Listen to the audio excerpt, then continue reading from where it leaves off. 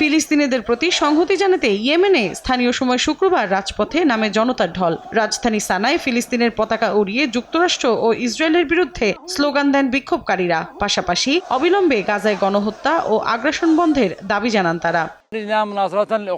গাজার বাসিন্দাদের সঙ্গে একাত্মতা প্রকাশে আমরা রাস্তায় নেমেছি। বিশ্বকে দেখিয়ে দিতে চাই, যত যাই হোক আমরা পিছু হটব না। ফিলিস্তিনিরা একা নয়, আমরা তাদের সে বার্তা দিতে চাই। ইয়েমেনের বাসিন্দারা তাদের সঙ্গে আছে। যুক্তরাষ্ট্র যতই বোমাবর্ষণ করুক না কেন, ফিলিস্তিনিদের প্রতি সমর্থন অব্যাহত থাকবে। জায়নবাদী এবং মার্কিনীদের পরাজিত না করে আমরা ঘরে ফিরব না।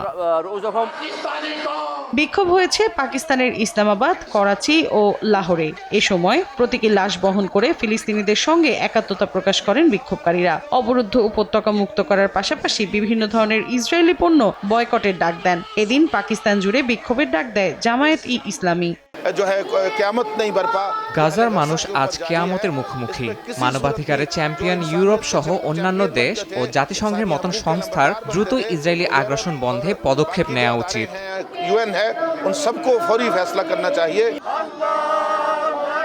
ইসরায়েলি আগ্রাসনের প্রতিবাদে বিক্ষোভ হয়েছে উত্তর আফ্রিকার দেশ লিবিয়ার মিশারাতেও। সেখানে যুক্তরাষ্ট্র ও জায়নবাদীদের অপরাধমূলক কর্মকাণ্ডের তীব্র নিন্দা জানান অংশগ্রহণকারীরা।